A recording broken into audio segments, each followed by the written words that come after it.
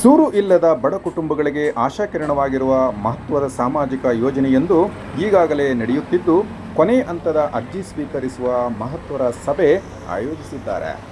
ಮಾನವ ಹಕ್ಕುಗಳ committee ರಾಜ್ಯಾಧ್ಯಕ್ಷರಾದ CM ಬೈರೇಗೌಡರ ನೇತೃತ್ವದಲ್ಲಿ ಸೂರು ಇಲ್ಲದ ಬಡವರಿಗೆ ಮನೆ ಕಟ್ಟುವ ಕನಸನ್ನು ನನಸಾಗಿಸುವ ಉದ್ದೇಶದಿಂದ ಉಚಿತ ಕಟ್ಟಡ ಸಾಮಗ್ರಿ ವಿತರಣೆಯ ಮಹತ್ವಾಕಾಂಕ್ಷೆಯ ಸಂಕಲ್ಪವನ್ನು ಕೈಗೊಂಡಿದ್ದಾರೆ. ಮನೆ ನಿರ್ಮಾಣಕ್ಕೆ ಅಗತ್ಯವಾಗಿರುವ ಸಿಮೆಂಟು, ಇಟ್ಟಿಗೆ, ಎಂಸೆಂಟ್, ಕಬ್ಬಿಣದ ಬಾಗಿಲು ಹಾಗೂ ಕಿಟಕಿ ಅರ್ಹ ಫಲಾನುಭವಿಗಳಿಗೆ ಈಗಾಗಲೇ ಉಚಿತವಾಗಿ ಅನೇಕರಿಗೆ ವಿತರಿಸಲಾಗಿದ್ದು, ಈ ಯೋಜನೆಯ ಸಂಬಂಧ ಕೊನೆ ಹಂತದ ಅರ್ಜಿ ಸ್ವೀಕಾರ ಕಾರ್ಯಕ್ರಮವು ಜುಲೈ 12ರಂದು ಭಾನುವಾರ ಬೆಳಗ್ಗೆ 9 ಗಂಟೆಗೆ ಶಿಡ್ಲಘಟ್ಟ ತಾಲೂಕಿನ ಚೀಮನಹಳ್ಳಿ ಗ್ರಾಮದ ತೋಟದ ಸಿಮೆಂಟ್ ಇಟ್ಟಿಗೆ ಫ್ಯಾಕ್ಟರಿಯಲ್ಲಿ ನಡೆಯಲಿದೆ. ಆರ್ಥಿಕವಾಗಿ ಹಿಂದುಳಿದಿರುವ ಹಾಗೂ ಸ್ವಂತ ಮನೆ ನಿರ್ಮಿಸಿಕೊಳ್ಳಲು ಸಾಧ್ಯವಾಗದ ಬಡ ಕುಟುಂಬಗಳು ಅಗತ್ಯ ದಾಖಲೆಗಳೊಂದಿಗೆ ಅರ್ಜಿ ಸಲ್ಲಿಸಿ ಈ ಯೋಜನೆಯ ಸೌಲಭ್ಯವನ್ನು ಪಡೆಯುವಂತೆ ಸಿಎಂ ಬೈರೇಗೌಡರು ಮನವಿ ಮಾಡಿದ್ದಾರೆ. ಜಿಲ್ಲಾದ್ಯಂತ ಹೆಚ್ಚಿನ ಸಂಖ್ಯೆಯಲ್ಲಿ ಅರ್ಹ ಫಲಾನುಭವಿಗಳು ಭಾಗವಹಿಸಿ ಈ ಅಪರೂಪದ ಅವಕಾಶವನ್ನು ಸದುಪಯೋಗಪಡಿಸಿಕೊಳ್ಳುವಂತೆ ಕರೆ ನೀಡಿದ್ದಾರೆ. ಫಲಾನುಭವಿಗೆ ಹತ್ತತ್ರ 2.5 ಲಕ್ಷ ರೂಪಾಯಿ ನೀವು ಖರ್ಚು ಮಾಡಬೇಕು ಅಂತಂದರೆ ನಾಳೆ ದಿವಸ ಅವರ ಒಂದು ಯಾವ ರೀತಿ ನಿಮಗೆ ಪ್ರತಿಫಲ ಏನು ಅಪೇಕ್ಷೆ ಮಾಡ್ತೀರಾ, ಅಥವಾ ಏನಾದರೂ ರಾಜಕೀಯ ಉದ್ದೇಶ ಏನೇನಿದೆಯಾ?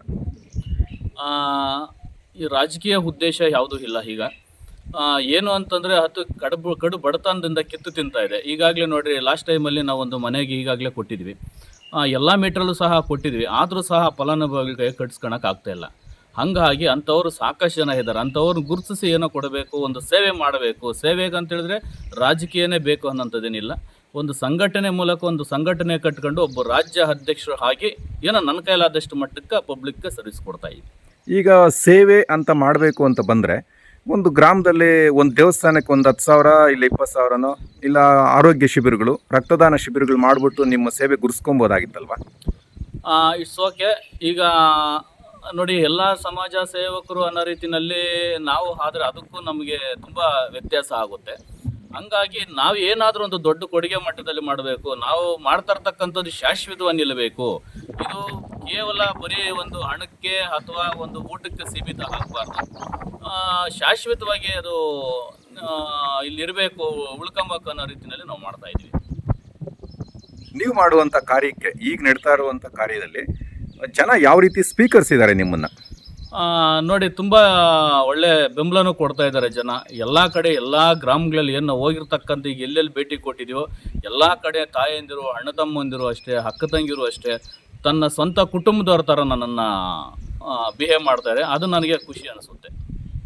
ಸೇವೆ ಅಂತ ಮಾಡೋಕ್ಕೆ ಬಂದವರು ಕ್ಷೇತ್ರಗಳಲ್ಲಿ ಅವ್ರದ್ದೇ ಆದ ಒಂದು ಮೂಲಗಳು, ಅಂದರೆ ಒಂದು ರಿಯಲ್ ಎಸ್ಟೇಟ್ ಮಾಡೋದು ಅಥವಾ ಜಮೀನು ವ್ಯವಹಾರಗಳಲ್ಲಿ ಅಥವಾ ಏನೋ ಮಾಡ್ತಾರೆ. ನಿಮ್ಮ ಕಷ್ಟಾರ್ಜಿತ ದುಡ್ಡನ್ನ ಯಾಕೆ ಈ ಥರ ಒಂದು ಕಾರ್ಯ ಮಾಡಬೇಕು ಅಂತ ನಿಮಗನ್ಸುತ್ತೆ?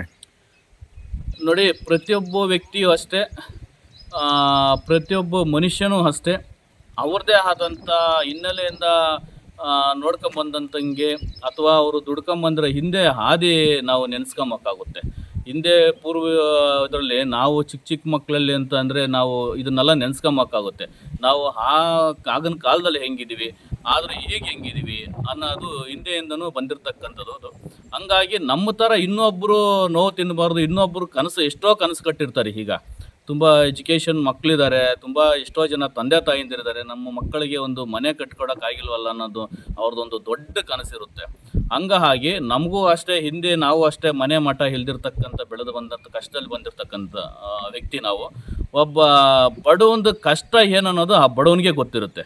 ಇವತ್ತಿನ ದಿನದಲ್ಲಿ ರಿಯಲ್ ಎಸ್ಟೇಟ್ ಉದ್ಯಮಿಗಳಾಗಿರ್ಬೋದು, ಒಬ್ಬ ಅಫಿಷಿಯಲ್ ಆಗಿರಬಹುದು, ಬಟ್ ಇವರೆಲ್ಲ ಏನಂತಾರೆ, ಆಡಂಬರಗಳಿಗೋಸ್ಕರಾಗಿ ಅವರು ನಮ್ಮ ಅಫಿಷಿಯಲ್ ಟೈಪ್ ಅನ್ನೋ ರೀತಿಯಲ್ಲಿ ಇದು ಮಾಡ್ತಾರೆ, ಬಿಹೇವ್ ಮಾಡ್ತಾರೆ. ಬಟ್ ಆದರೆ ಸೂಕ್ತವಾಗಿ ನಾವು ಯೋಚನೆ ಮಾಡ್ಬೇಕಾದ್ರೆ ಒಬ್ಬ ಬಡವನ ಕಷ್ಟ ಏನಂತದ್ದು ಅಂತ ಗೊತ್ತಾಗಬೇಕಂದ್ರೆ ಆ ಬಡವನಿಗೆ ಗೊತ್ತಾಗುತ್ತೆ. ಹಂಗಾಗಿ ಈಗ ನಾವು ಆ ರೀತಿಯಲ್ಲಿ ಮಾಡಬೇಕಂದ್ರೆ ಎಷ್ಟೋ ಮಾಡಬಹುದಾಗಿತ್ತು, ಬಟ್ ನಮಗೆ ಅದು ಅವಶ್ಯಕತೆ ಇಲ್ಲ. ನಾನು ಬಡ ಜನರ, ಸಾಮಾನ್ಯ ಜನರ ಜೊತೆಲೇ ಇರಬೇಕು, ಸಾಮಾನ್ಯನಾಗೇ ಬದುಕಬೇಕು ಅನ್ನೋ ರೀತಿಯಲ್ಲಿ ನಾನು ಮಾಡ್ತಾ ಇದ್ದೀನಿ ಅಷ್ಟೇ. ಈಗ ಸ್ವಾರ್ಥ ಸಮಾಜ ಅಂತ ಹೇಳ್ತಾರೆ, ನಾವು ಹಲವಾರು ನೋಡಿದ್ದೀವಿ, ನೀವು ನೋಡಿರ್ತೀರ. ಈ ಗ್ರಾಮಗಳಲ್ಲಿ ಮನೆ ಒಬ್ಬರಿಗೆ ಅಥವಾ ಇಬ್ಬರಿಗೆ ಫಲಾನುಭವಿಗೆ ಮನೆ ಕೊಟ್ಟಿರ್ತೀರ, ಉಳಿದವರೆಲ್ಲ ಯಾವ ರೀತಿ ನಿಮ್ಮನ್ನು ಸ್ವೀಕರಿಸಬೇಕು? ನೋಡಿ, ಈಗಾಗಲೇ ಯಾರಿಗೂ ಮನೆ ಇಲ್ವೋ ಅಂಥವ್ರಿಗೂ ಸಹ ಈಗಾಗಲೇ ನಾವು ಮನೆ ಕೊಟ್ಟಿದ್ದೀವಿ. ಮನೆ ಇದ್ದರೂ ಸಹ ಕೆಲವರಿಗೆ ಅಣ್ಣ ತಮ್ಮಂದರು 4 ಜನ 3 ಅಥವಾ ಕೆಲವರಿಗೆ 30-40 ಸೈಟ್ ಇರ್ತದೆ, ಅದರಲ್ಲಿ ಒಂದು ಮನೆ ಕಟ್ಕೊಂಡಿರ್ತಾರೆ. ಆದರೂ ಅಣ್ಣ ತಮ್ಮಂದರು 2-3 ಇರ್ತಾರೆ. ಏನು ಮನೆ ಮೇಲೆ ಮನೆ ನಿರ್ಮಾಣ ಮಾಡ್ಕೊಳ್ಳೋಂಥವು ಸಾಕಷ್ಟು ಜನ ಈಗಾಗಲೇ ಬಂದಿದ್ದಾವೆ.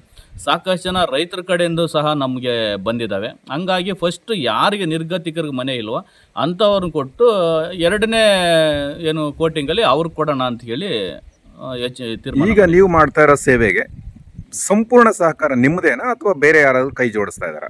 ಇಲ್ಲ ಯಾರು ಏನಿಲ್ಲ. ಏನು ನಮ್ಮ ಸಂಘಟನೆ ಏನಿದೆಯೋ ನಮ್ಮ ಸಂಘಟನೆ ಪದಾಧಿಕಾರಿಗಳು ನಾವು ಎಲ್ಲ ಸೇರಿಕೊಂಡು ಇದರಲ್ಲಿ ಕೈ ಜೋಡಿಸಿ ಮಾಡ್ತಾ ಇರ್ತಕ್ಕಂಥದ್ದು.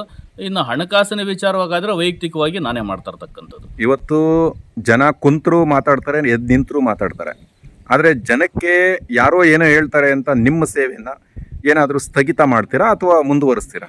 ಇಲ್ಲ ನೋಡಿ, ಒಂದು ಆನೆ ಹೋಗ್ತಾ ಇದೆ ಅಂತಂದರೆ ನಾಯಿಗಳು ಬೊಗಳವು ಎಷ್ಟೋ ಇರ್ತವೆ.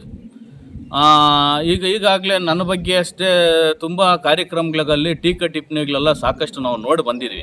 ಆದರೂ ಸಹ ಯಾವುದಕ್ಕೂ ಕುಗ್ಗಲ್ಲ, ಯಾವುದಕ್ಕೂ ಜಗ್ಗಲ್ಲ. ಇನ್ನೂ ಅತಿ ಹೆಚ್ಚಾಗಿದ್ದು ಸೇವೆ ಹೋಗ್ತಾ ಇರ್ತದೆ ಹೊರತು ನಿಲ್ಲ ಅಂತ ಮಾತೇ ಇಲ್ಲ. ಇದು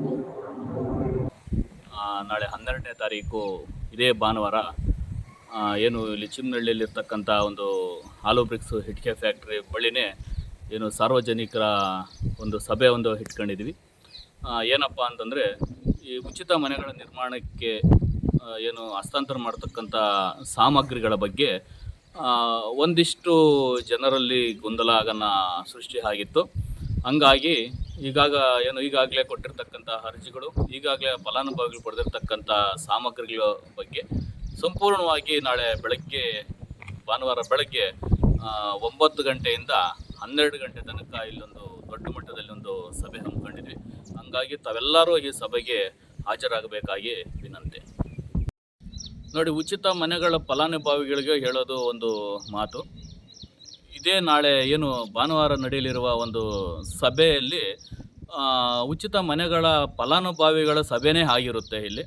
ಹಂಗಾಗಿ ನಾಳೆ ಏನು ಕಂಪ್ಲೀಟಾಗಿ ನಮ್ಮ ಶಿಡ್ಲಘಟ್ಟ ತಾಲೂಕು ಏನದು ಅರ್ಜಿಗಳು ನಾಳೆ ಭಾನುವಾರ ತಗೊತಾ ಇದ್ದೀವಿ. ತಗೊಂಡಾದ್ಮೇಲೆ ಟೋಟಲ್ಲಾಗಿ ನಮ್ಮ ಶಿಡ್ಲಘಟ್ಟ ತಾಲೂಕದ್ದು ಅರ್ಜಿಗಳ ಆಹ್ವಾನ ನಿಲ್ಲಿಸ್ತೀವಿ.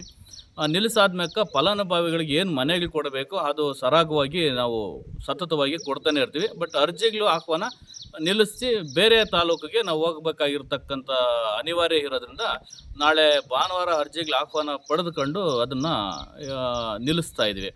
ಇನ್ನು ಇದ್ರ ವಿಚಾರವಾಗಿ ಯಾರು ಏನೇ ಅಂದರೂ ಸಹ, ಯಾರು ಏನೇ ಮಾತಾಡಿದ್ರು ಸಹ ಅದ್ರ ಬಗ್ಗೆ ಯಾರೂ ಫಲಾನುಭವಿಗಳು ಕಿವಿ ಕೊಡಬೇಡಿ. ಏನು ಇವತ್ತು ನಾವು ಈ ಯೋಜನೆ ಇಟ್ಟಿದ್ದೀವೋ ಆ ಯೋಜನೆ ಸಂಪೂರ್ಣವಾಗಿ ನಾವು ಮುಕ್ತಾಯ ಮಾಡ್ತೀವಿ ಅಂತ ಅಂದ್ಕೊಂಡಿದ್ವಿ. ತಾವು ಯಾರು ಇಂಥ ಒಂದು ಏನು ಕಿವಿ ಮಾತಿಗೆ ನೀವು ತಲೆ ಊಗ್ದಿರ, ದಯವಿಟ್ಟು ಬಂದು ನೀವು ಇಲ್ಲಿ ನಮ್ಮ ಕಡೆಯಿಂದ ಏನು ನಿಮಗೆ ಸಿಗಬೇಕೋ ಅದನ್ನು ನೀವು ಪಡ್ಕೊಳ್ಳಿ ಅಂತ ಈ ಸಮಯದಲ್ಲಿ ಹೇಳೋಕ್ಕೆ ಇಷ್ಟಪಡ್ತಾಯಿದ್ದೀನಿ. ನಾಳೆ ಭಾನುವಾರ ಅತಿ ಹೆಚ್ಚಿನ ಜನಸಂಖ್ಯೆಯಲ್ಲಿ ಏನು ಫಲಾನುಭವಿಗಳು ಮನೆ ಯಾರು ಇಲ್ವೋ ಅವರೆಲ್ಲರೂ ಬಂದು ದಯವಿಟ್ಟು ನಾಳೆ ಅರ್ಜಿ ಕೊಡ್ರಿ. ಬೆಳಗ್ಗೆ 9ರಿಂದ ಮಧ್ಯಾಹ್ನ 12 ಗಂಟೆ ತನಕ ಇಲ್ಲಿ ಸಭೆ ನಡೆಯುತ್ತಿರ್ತದೆ. ಆ ಸಭೆಯಲ್ಲಿ ಬಂದು ನಿಮ್ಮ ಹೆಸರನ್ನು ನೋಂದಾಯಿಸಿಕೊಳ್ಳಿ, ನಾವು ಕೊಡೋಂಥ ಟೋಕನ್ ನಂಬರನ್ನು ತಾವೆಲ್ಲರೂ ಪಡೆದುಕೊಳ್ಳಿ ಅಂತ ಹೇಳೋಕ್ಕೆ ಇಷ್ಟಪಡ್ತಾಯಿ. ಈಗಾಗಲೇ ಏನು ನಮ್ಮ ಕಡೆಯಿಂದ ತಾವೆಲ್ಲರೂ ಫಲಾನುಭವಿಗಳು ಮನೆಗಳೆಲ್ಲ ಪಡೆದುಕೊಂಡಿರ್ತೀರ, ತಾವೆಲ್ಲರೂ ಸಹ ಕುಟುಂಬದ ಸಮೇತ ತಾವೆಲ್ಲರೂ ಈ ಕಾರ್ಯಕ್ರಮಕ್ಕೆ ಆಗಮಿಸಬೇಕಂಗಾಗಿ ವಿನಂತಿ.